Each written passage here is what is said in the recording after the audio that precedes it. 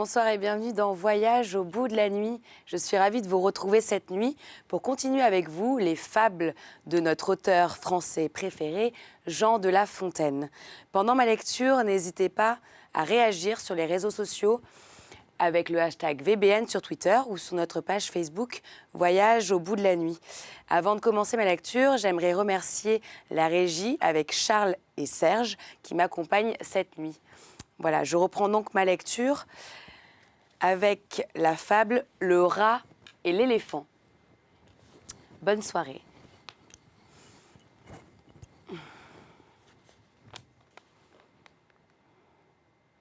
Se croire un personnage est fort commun en France.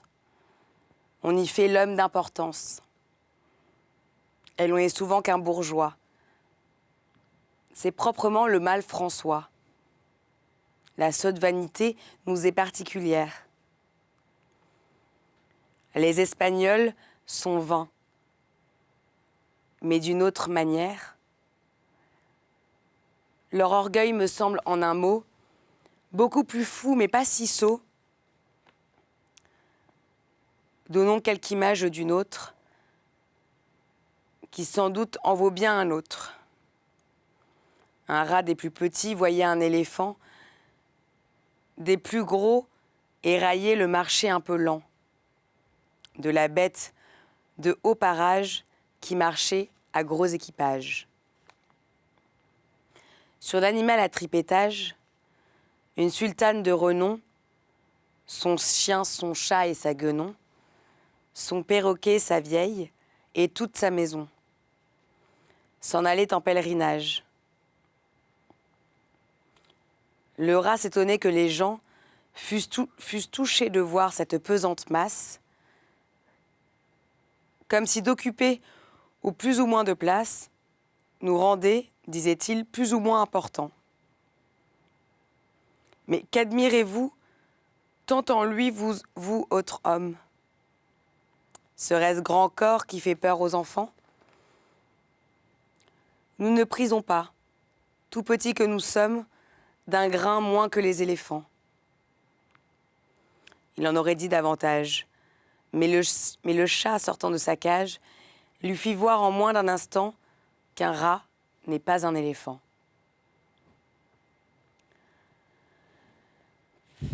L'horoscope. On rencontre sa destinée, souvent par des chemins qu'on prend pour l'éviter. Un père eut pour toute lignée un fils qu'il aima trop, jusqu'à consulter, sur le sort de sa géniture, les 10 heures de bonne aventure. Un de ces gens lui dit que des lions, surtout, il éloigna l'enfant jusqu'à un certain âge. Jusqu'à 20 ans, point d'avantage. Le père, pour venir à bout d'une précaution sur qui roulait la vie de celui qu'il aimait, défendit que jamais on lui laissait passer le seuil de son palais. Il pouvait s'en sortir, contenter son envie. Avec ses compagnons, tout le jour badiner, sauter, courir, se promener. Quand il fut en l'âge où la chasse plaît le plus aux jeunes esprits, cet exercice avec mépris lui fit dépeint. Mais quoi qu'on fasse, propos, conseils, enseignements, rien ne change un tempérament. Le jeune homme, inquiet, ardent, plein de courage, à peine se sentit des bouillons d'un tel âge qu'il soupira pour ce plaisir. Plus l'obstacle était grand, plus fort fut le désir. Il savait le sujet des fatales défenses, et comme ce logis plein de magnificence, abondait partout en tableaux. Et que la laine et les pinceaux traçaient de tous côtés chasse et paysages, en cet endroit des animaux, en cet autre des personnages, le jeune homme s'émut, voyant peint un lion. « Ah, monstre !» cria-t-il, « c'est toi qui me fais vivre dans l'ombre et dans les fers. » À ces mots, il se livre au transport violent de l'indignation. Porte le poing sur l'innocente bête. Sous la tapisserie, un clou se rencontra. Ce clou le blesse. Il pénétra jusqu'au ressort de l'âme, et cette chère tête, pour qui l'art d'Esculape en vaut fit ce qu'il put, dut sa perte à ses soins compris pour un salut. Même précaution nuisit au poète Eschyle. Quelque devin le menaça, dit-on, de la chute d'une maison. Aussitôt, il quitta la ville. Mit son lit en plein champ, loin des toits, sous les cieux. Un aigle qui portait en l'air une tortue passa par là, vit l'homme et sur sa tête nue, qui parut un morceau de rocher à ses yeux, et tant de cheveux dépourvus, laissa tomber sa proie afin de la casser.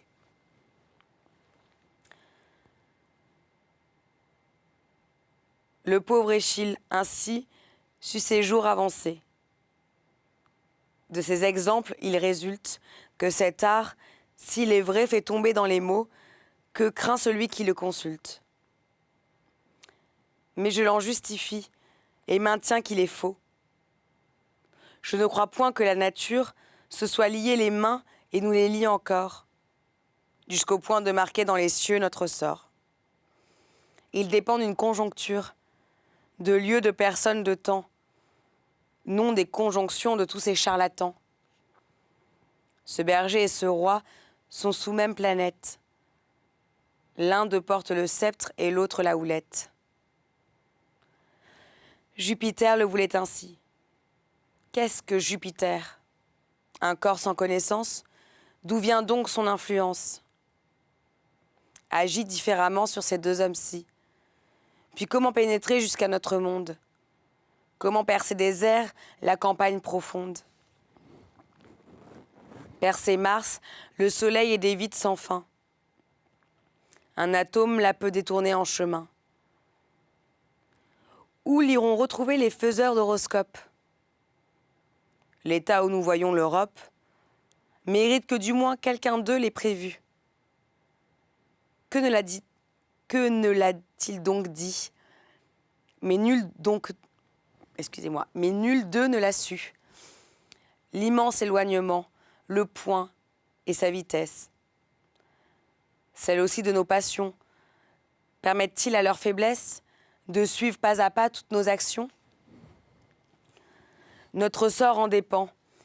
Sa course entresuivie ne va non plus que nous, jamais d'un même pas. Et ces gens veulent au compas tracer les cours de notre vie. Il ne faut point arrêter aux deux faits ambigus que je viens de conter. Ce fils pas trop chéri, ni le bonhomme d'Eschyle n'y font rien. Tout aveugle et menteur qu'est cet art, il peut frapper au but une fois entre mille. Ce sont des effets du hasard. L'âne et le chien.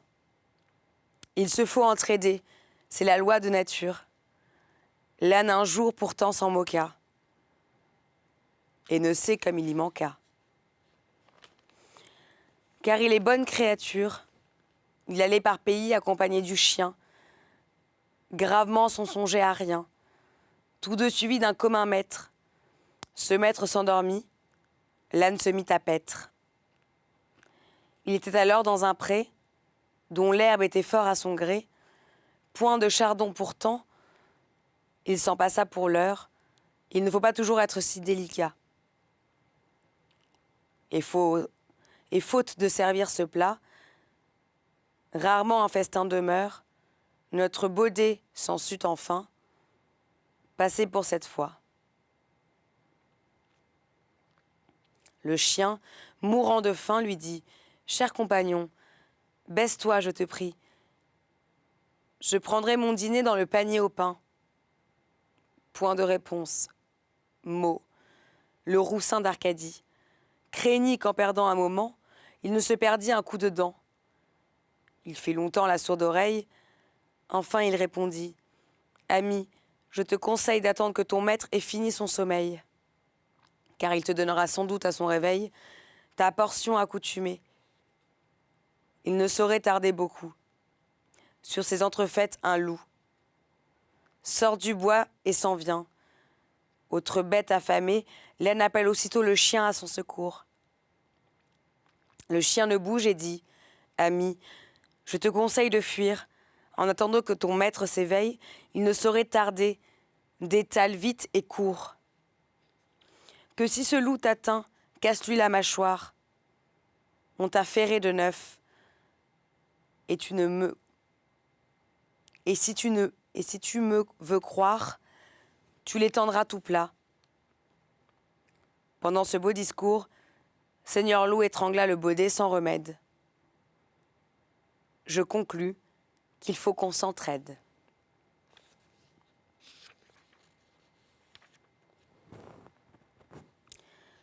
L'avantage de la science. Entre deux bourgeois d'une ville s'émut jadis un différend.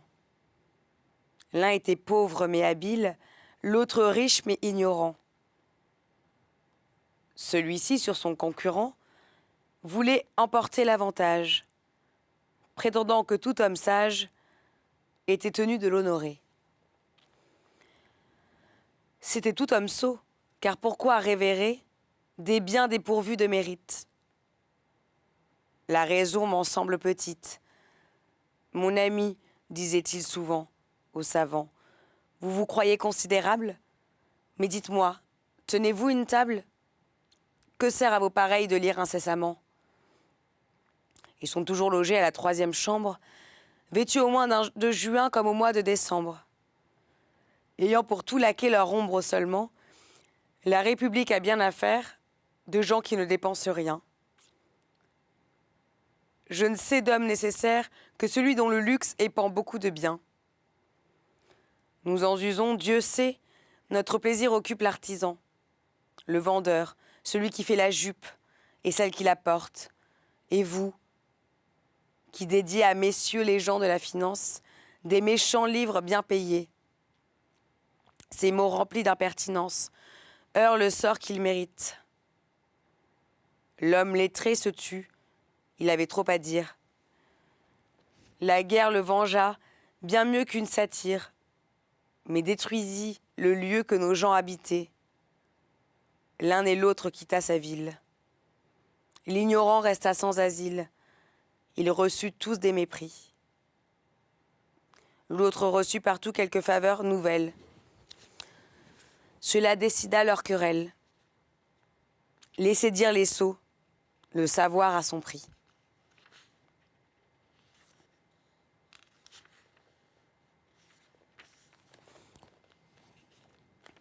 Le faucon et le chapon. Une traîtresse voit bien souvent vous appelle. Ne vous pressez donc nullement. Ce n'était pas un sot. Non, non. Et croyez-moi que le chien de Jean de Nivelle, un citoyen du Mans, chapon de son métier, était sommé de comparaître par devant les lards du maître.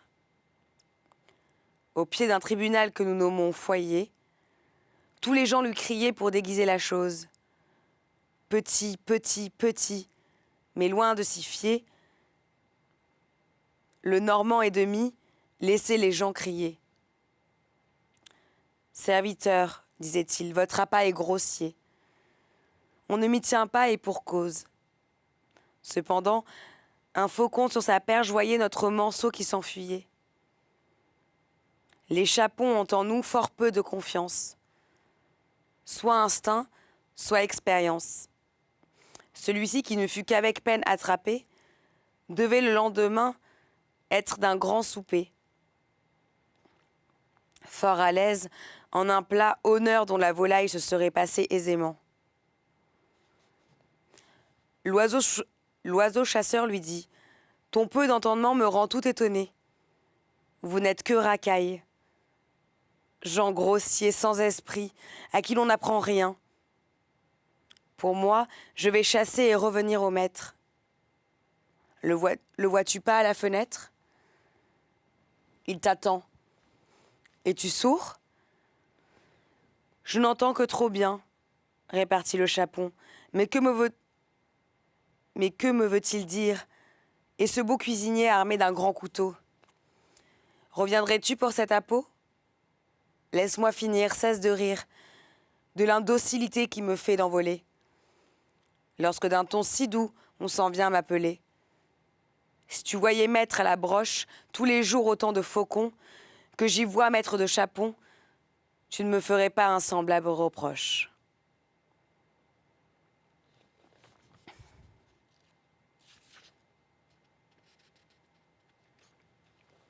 Le chat et le rat.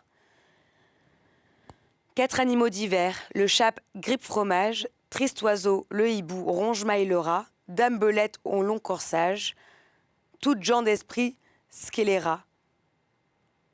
Hanté le tronc pourri d'un pin vieux et sauvage, tant y furent qu'un soir, à l'entour de ce pin, l'homme tendit ses rêves. Le chat, de grand matin, sort pour aller chercher sa proie. Les derniers traits de l'ombre empêchaient qu'il ne voie le filet. Il y tombe en danger de mourir. Et mon chat de crier et le rat d'accourcir, l'un plein de désespoir et l'autre plein de joie. Il voyait dans les lacs son mortel ennemi. Le pauvre chat dit « Cher ami, les marques de ta bienveillance sont communes en mon endroit. Viens m'aider à sortir du piège où l'ignorance m'a fait tomber. C'est à bon droit que seul entre les tiens par amour singulière, je t'ai toujours choyé. T'aimant comme mes yeux, je n'ai point regret et je t'en rends grâce, ô Dieu. » J'allais leur faire ma prière, comme tout dévot chat en use les matins. Ce réseau me retient, ma vie est en tes mains. Viens dissoudre ces nœuds. Et quelle récompense en aurais-je? Reprit le rat. Je jure éternelle alliance avec toi, répartit le chat. Dispose de ma griffe et sois en assurance. Envers et contre tous, je te protégerai. Et la belette mangerait avec l'époux de la chouette? Ils t'en veulent tous deux. Le rat dit, idiot, moi ton libérateur, je ne suis pas si sot. Puis il s'en va vers sa retraite. La belette était près du trou. Le rat grimpe plus haut, il y voit le hibou. Danger de toutes parts, le plus pressant l'emporte. Ronge-maille retourne au chat et fait en sorte qu'il dégage un chaînon, puis un autre, et puis tant qu'il dégage enfin l'hypocrite. L'homme paraît en cet instant. Les nouveaux alliés prennent tous de la fuite. À quelque temps de là, notre chat vit de loin son rat qui se tenait alerte. Et sur ses gardes, « Ah, mon frère, dit-il, viens m'embrasser. Ton soi me fait injure. Tu regardes comme ennemi ton allié. Penses-tu que j'ai oublié qu'après Dieu, je te dois la vie? Et moi, reprit le rat, penses-tu que j'oublie ton naturel? Aucun traité peut-il forcer un chat à la reconnaissance. S'assure-t-on sur l'alliance qu'a faite la nécessité?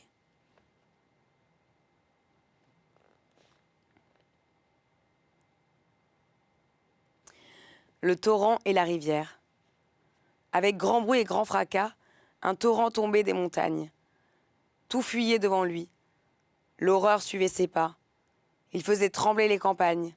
Nul voyageur n'osait passer. Une barrière si puissante. Un seul vit des voleurs, et se sentant pressé, il mit entre eux et lui cette onde menaçante. Ce n'était que menace et bruit sans profondeur. Notre homme enfin n'eut que la peur. Ce succès lui donnant courage, et les mêmes voleurs le poursuivaient toujours. Il rencontra sur son passage une rivière dont le cours, image d'un sommeil doux, paisible et tranquille, lui fit croire d'abord ce trajet fort facile. Point de bord escarpé, un sable pur et net. Il entre, et son cheval le met, à couvert des voleurs, mais non de l'onde noire. Tous deux au Styx allèrent boire, tous deux à nager malheureux, allèrent traverser au séjour ténébreux bien d'autres fleuves que les nôtres. Les gens sans bruit sont dangereux. Il n'en est pas ainsi des autres.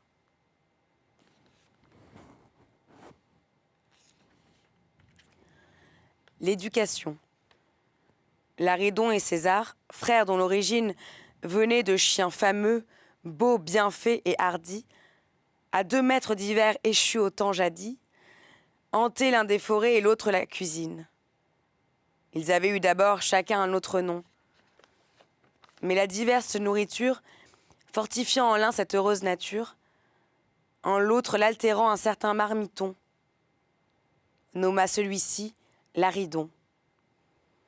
Son frère ayant couru mainte haute aventure, mit mincère au bois, mainte singulier, abattu fut le premier César que la gente chienne ait tue. On eut soin d'empêcher qu'une indigne maîtresse ne fît ses enfants dégénérer son sang. Laridon négligé témoignait sa tendresse. À l'objet le premier passant. Il peupla tout de son engeance. Tournebroche, par lui rendu commun en France. Ils font un corps à part, gens fuyant les hasards. Peuple antipode des Césars. On ne suit pas toujours ses aïeux ni son père. Le peu de soins, le temps, tout fait qu'on dégénère. Faute de cultiver la nature et ses dons, ô combien de Césars deviendront Laridon.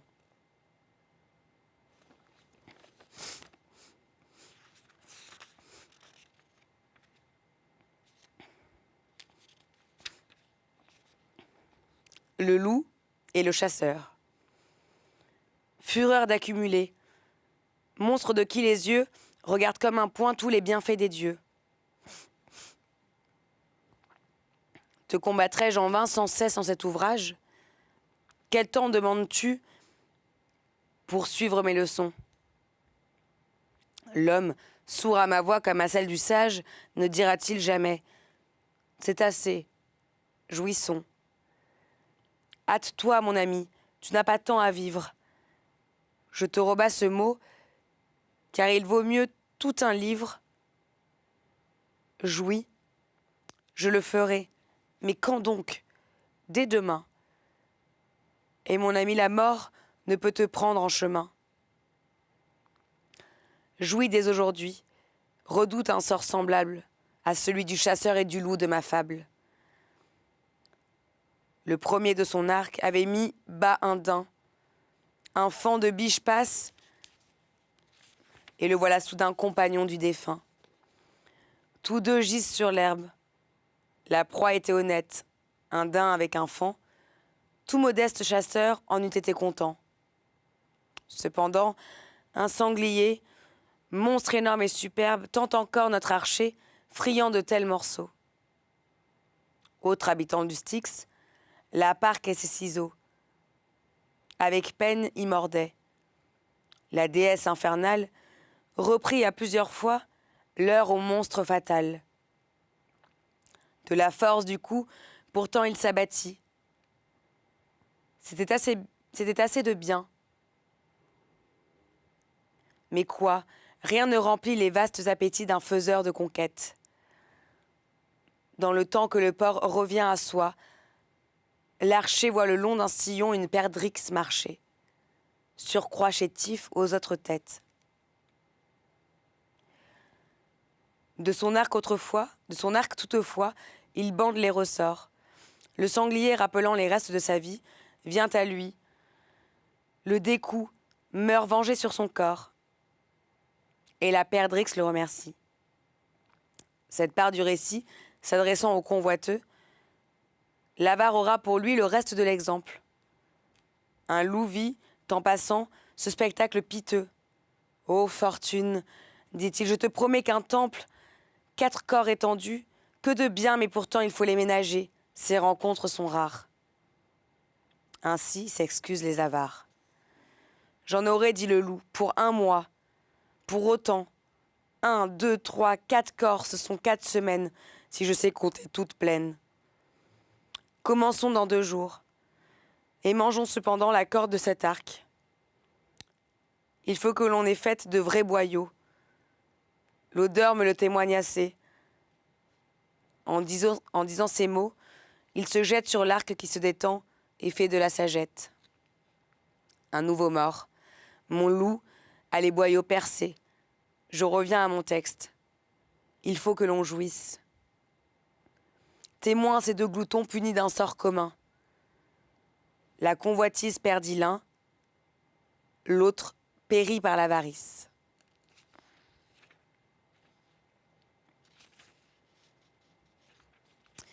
Livre 9e. Le dépositaire infidèle. Grâce aux filles de mémoire, j'ai chanté des animaux, peut-être d'autres héros, m'auraient acquis moins de gloire. Le loup, en langue des dieux, parle aux chiens dans mes ouvrages. Les bêtes à qui mieux y font divers personnages. Les uns fous, les autres sages, de telle sorte pourtant que les fous vont l'emportant. La mesure en est pleine. Je mets aussi sur la scène des trompeurs des scélérats, des tyrans et des ingrats, mainte imprudente pécore, force sot, force flatteur. Je pourrais y joindre encore des légions de menteurs. Tout homme ment, dit le sage, s'il n'imitait seulement que les gens de bas étage. On pourrait aucunement souffrir ce défaut aux hommes. Mais que tous, tant que nous sommes, nous mentions, grands et petits, si quelque autre l'avait dit, je soutiendrais le contraire. Et même qui mentirait, comme Ésope et comme Homère, un vrai menteur ne serait. Le doux charme de maintes songes, par leur bel art inventé, sous les habits du mensonge, nous offre la vérité.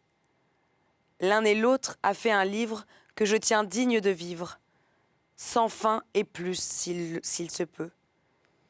Comme eux ne ment pas qui veut, mais mentir comme sut faire un certain dépositaire. Payé par son propre mot, et d'un méchant et d'un sot. Voici le fait, un trafiquant de Perse, chez son voisin, s'en allant en commerce, mit en dépôt un sang de fer un jour. Mon fer, dit-il quand il fut de retour. Votre fer ? Il n'est plus, j'ai regret de vous dire qu'un rat l'a mangé tout entier. J'en ai grondé mes gens, mais qu'y faire ? Un grenier a toujours quelques trous. Le trafiquant admire un tel prodige et feint de le croire pourtant. Au bout de quelques jours, il détourne l'enfant du perfide voisin. Puis à souper, convie le père qui s'excuse et lui dit en pleurant : « Dispensez-moi, je vous supplie. Tous plaisirs pour moi sont perdus. Jamais j'aimais un fils plus que ma vie. Je n'ai que lui. Que dis-je ? Hélas, je ne l'ai plus. On me l'a dérobé. Plaignez mon infortune. » Le marchand repartit. Hier au soir sur la brume, un chat-huant s'en vint, votre fils enlevé. Vers un vieux bâtiment, je le lui vis porter. Le père dit : « Comment voulez-vous que je croie qu'un hibou pût jamais emporter cette proie ? Mon fils en a besoin, eut pris le chat-huant. Je ne vous dirai point, reprit l'autre, comment, mais enfin je l'ai vu de mes yeux, vous dis-je, et ne vois rien qui vous oblige d'en douter un moment après ce que je dis. Faut-il que vous trouviez étrange que les chat-huants d'un pays, où le quintal de fer par un seul rat se mange, enlèvent un garçon pesant à demi-cent. L'autre vit où tendait cette feinte aventure, il rendit le fer au marchand, qui lui rendit sa géniture. Même dispute à 20 entre deux voyageurs. L'un d'eux était de ces conteurs qui n'ont jamais rien vu qu'avec un microscope. Tout est géant chez eux. Écoutez-les. L'Europe, comme l'Afrique, aura des monstres à foison. Celui-ci se croyait l'hyperbole permise. J'ai vu, dit-il, un chou plus grand qu'une maison. Et moi, dit l'autre, un pot aussi grand qu'une église.